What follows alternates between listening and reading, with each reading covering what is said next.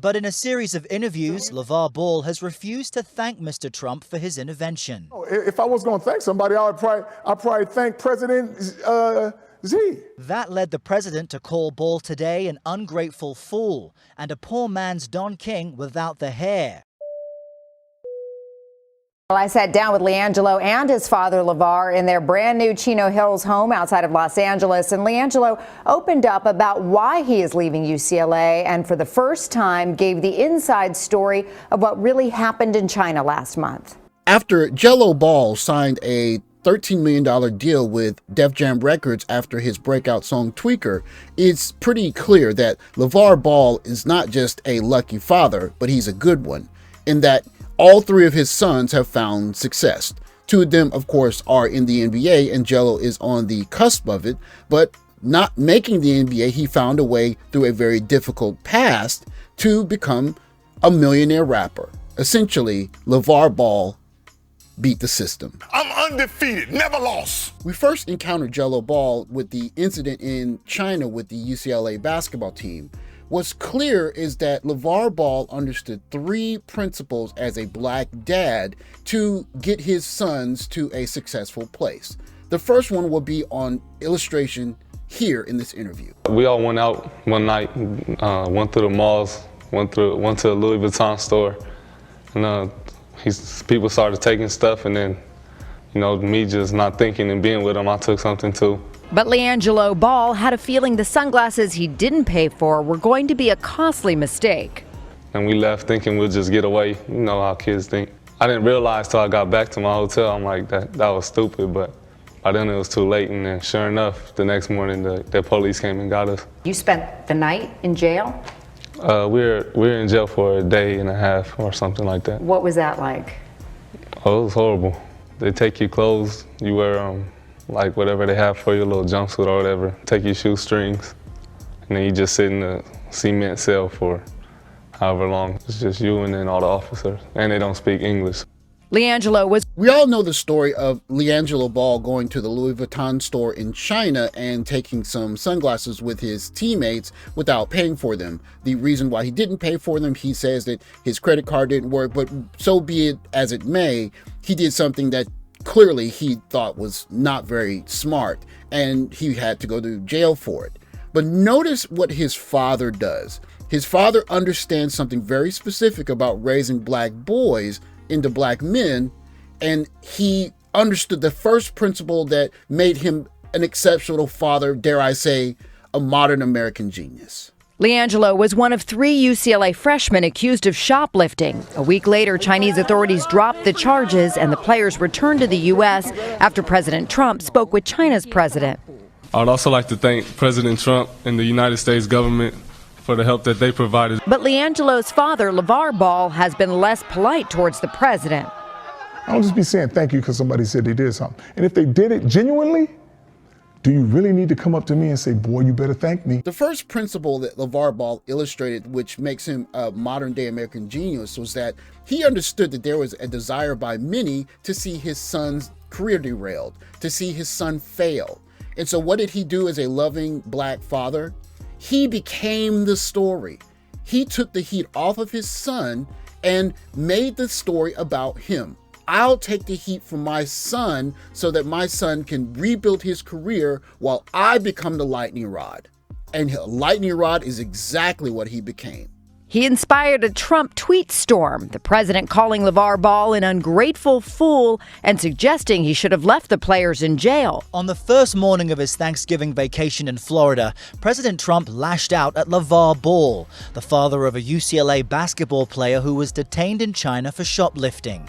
It wasn't the White House, the State Department, or Father LaVar's so-called people on the ground that got his son out, the president wrote. It was me. But LaVar, ever the promoter, attempting some sneaker diplomacy. You did send President Trump some baller shoes. I sent him 3 pair, red, white, and blue, to show him we patriotic. China already said, okay, he made a bad mistake, we're gonna drop the charges. That's the punishment they gave him. But in China for stealing, you But can that's get the punishment 5 to they 10 gave years. him. Now we over here. Look, we gotta serve some more punishment? He apologized. What is the long process for? We only went to UCLA. one and done, to play basketball. Now LaVar plans to take LiAngelo's future into his own hands. I'm going to get Jello in shape. I'm going to work him out. We're going to do some other things, and he's going to be headed to the NBA. All these boys are going to get on the Lakers. Watch how I do this.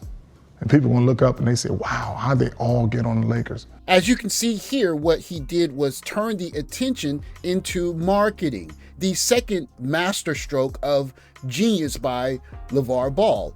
He understands the American media machine. He understood the American media machine before the media machine understood itself. Get into the public eye however way you can with drastic, crazy things like Dancing, and you talking about you gonna beat Michael Jordan? Michael Jordan. How you gonna beat me? and use the attention to catapult his 3 sons into the limelight, to where not only do they become famous enough that people know their names on a household level, but they get the first look as well as being good enough to play in the NBA. Bravo to this American genius. She used to have long hair, and I think when she feels her hair and it's not all there, she might be thinking, oh, no, I don't look as good as I normally do. And the way I always told her is like, I don't care if your eye is on the side of your face and your nose is crooked and your lip is down. You still gonna look beautiful to me because I only see you one way. Picking my wife, I'm gonna put the odds in my favor. I'm gonna get me a 6-footer. My boy's arms gonna be long. She gonna be pretty and long and love basketball. So I can't do nothing but have ball players. But my woman like basketball like me. You put 2 basketball players together. People have said, you need to just be quiet. I laugh because whoever they try to compare my boys to, he's going to say they're better than them. It doesn't matter who it is. That's what he believes. The bar is high, and that's fine with me. And then you guys started having kids. Right. LONZO, LiAngelo, and LaMELO. Yes. How far apart? Was it like 1 year apart each kid? Well, see, having Tina, which was a Caucasian woman, you can't pop them out like that. Again, you can see how good he is at using certain kinds of clips to tease people into being interested in what he's talking about. Saying something that's on the verge of being a little bit too much, but something that has shock value, is a great way not to build his brand, but to get his whole family, and in this case, his sons, in the spotlight. It's brilliant because you can see that he is working the media and not the media working him. But this leads me to my third point, and this is the most important point of this video. He understood what he wanted in a wife. Those 3 principles made him a genius in the way he navigated the dating and family building landscape.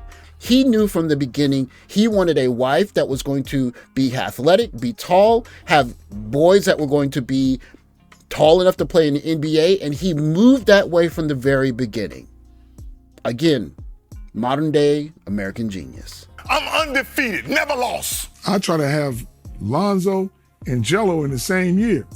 Missed it by a few weeks. Just kept her pregnant. And then after 2 times being pregnant, the third one, she said, I gotta take a little break. So that's when we had that little year break in there, and then we had Melo. But I told her, I said, you know, I'm an alpha dog in my family, so if you want some girls, you can forget that. I'm gonna have all boys. It's pretty much a general consensus that if 2 of your sons get to the NBA and one of them becomes a millionaire rapper, by American standards, that is a wild success. What I found interesting in the reaction to him saying he wanted to have family this particular way was that one particular young lady said, this is disgusting. But what exactly is disgusting about what we've heard him say here?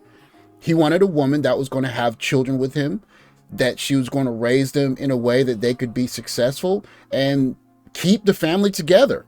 That's what they did. I don't see what's disgusting here, except maybe he understood something about the people he chose to have a child with. Found a woman who was athletic and stature and everything, so your Everything wife... fit in. I had a lot of little shorties like you. Most of the pretty girls Okay. Now, this has been debated in my comment section for the whole 2 years I've been on YouTube. In a one-on-one tournament with your sons, who do you think is going to win right now?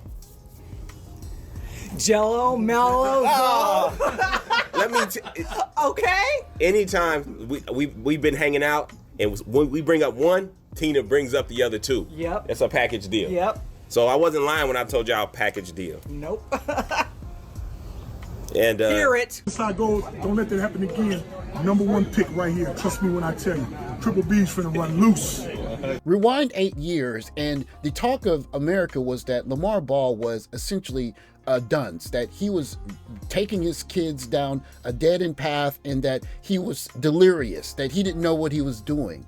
Of course, now, 8 years later, he has one son coming back from a knee injury and another son who is on his way to being an all-star for the first time, and his other son who didn't make the NBA just signed a deal with Def Jam Records. Not only did he do a good job by American standards, but he chose the right woman for it. He chose a woman that would not play favorites when asked, poked, and prodded time and time again. Who's better? Who looks better with tattoos? Who's going to have the better career? She says all three of them. She plays the game to the hilt. Watching the way that LaVar Ball masterfully crafted his family together with a woman who would stay with him and build not just a family, but 3 overachievers is a testament to the fact that if a man at the beginning of his journey to find a family is looking for a woman with a certain purpose, has a way in which he is determined to raise his children and understands the landscape that he's going to raise his children in, then you could work a miracle. The lesson in this story is not to go marry a white woman. Maybe the right woman for you may be of a different race or in a different country. But what you should do instead of marrying a white woman is marry the right woman. A woman that is going to be on your plan, on your schedule, on your team. He got a teammate, a supporter, someone that was there for him to build a family that he wanted, and she rewarded him with 3 children in a stable household where they stay married during the entirety of their marriage, and look at the result. And for the young lady saying that this is disgusting, I think when they're driving to their Chino Hills home or wherever their home is now with their 3 millionaire sons, I think the last word on their mother's mind is the word disgusting. You find the right woman wherever she is, and she's on your program, and you understand what you're doing and raise those kids the right way, you can work a miracle in 1 generation. Salute to the modern day American genius that is LaVar Ball. Thanks for watching. Like, subscribe, comment below. I'll catch you in the next video. Take